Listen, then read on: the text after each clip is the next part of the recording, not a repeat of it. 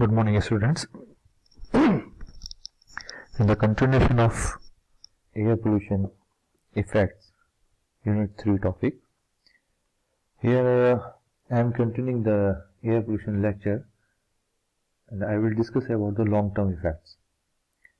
Long-term effects of air pollution on environment.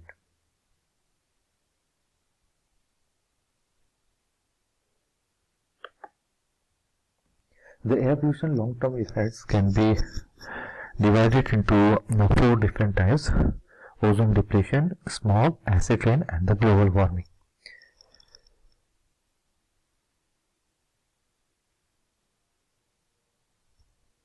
First, here I am discussing about the long-term effects of air pollution with reference of ozone depletion.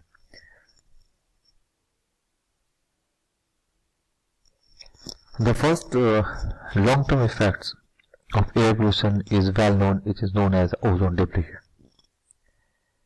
The ozone depletion was introduced in 1960s. In the decades of 60s, it was introduced, and in the decades of 70s, in 1974, introduced the CFC gases are the responsible for the ozone depletion.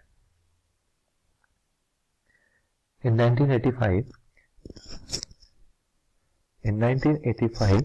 the internationally it was discussed about the ozone depletion at Vienna, and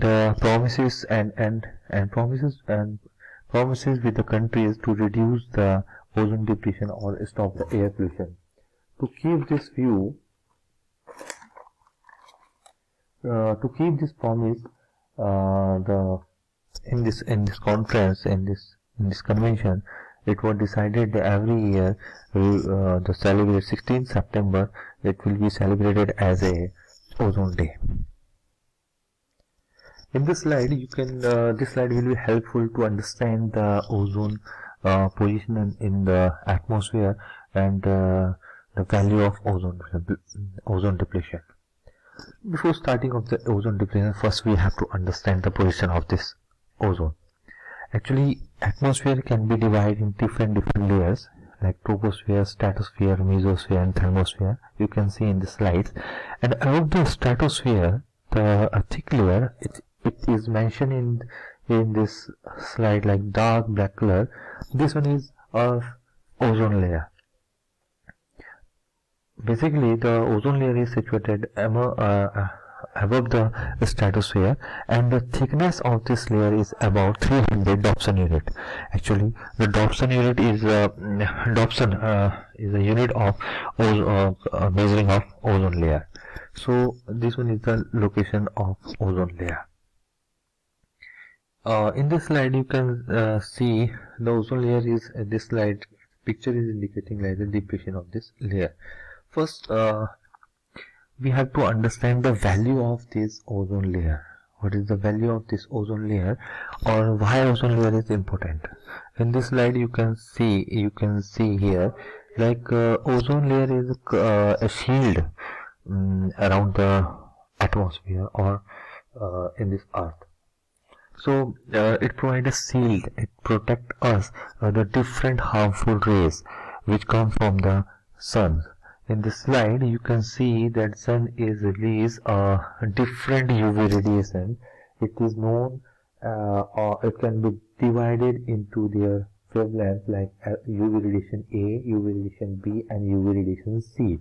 The UV radiation C, the wavelength is about 200 to 280 nanometer, and UV radiation B is second harmful radiation which comes from the sun. Its radiation is wavelength is 280 to 320 nanometer, and UV radiation C is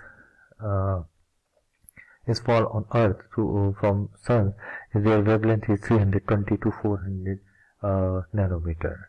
Actually, the UV radiation A, B, C is a combination of the harmful radiation, the ultraviolet radiations. So these UV radiations are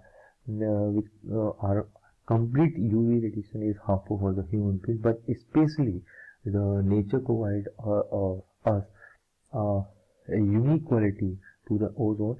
It prevent us with UV radiation B, the harmful UV radiation B, because the UV radiation, it has been reported that the UV radiation B is a very much responsible cause of the skin cancer. So that's why we can say the ozone layer is very much valuable or important for us. And the UV radiation A and C are less harmful for the human being, and it's filtered by the ozone layer and enter into the and reached into the earth.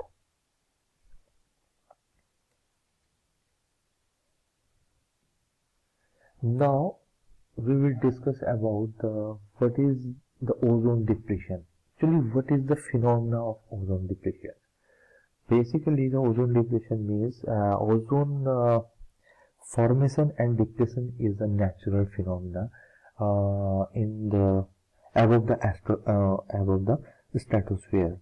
But during the pollution and or due to the air pollution, some pollutants, especially the chlorofluorocarbon, is the responsible gases for the ozone depletion. They enter into the atmosphere and they persist for a long time and reach at the stratosphere level, where they slow down the process of the ozone formation, the natural ozone formation process, and the formation and depletion rate of ozone layer is become slow, and this and that's why the thickness of layer is becoming low, or the thickness is become convert into the thin layer. However, it has been reported that the 300 Dobson unit ozone thickness is available above the stratosphere, but due to the ozone depletion, it has been changed.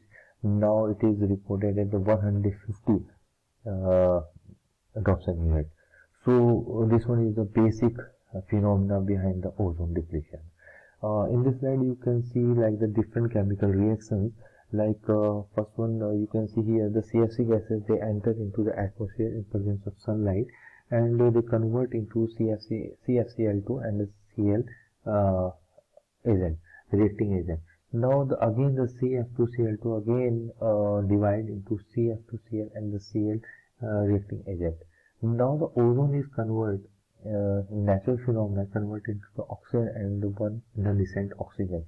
This one is a reversible reaction. Now the highly reactive chlorine, they react with ozone at the stratosphere and convert into ClO and the oxygen gases. Now again the ClO react with this nascent oxygen and convert into Cl again, reactive agent, and convert into the oxygen gas.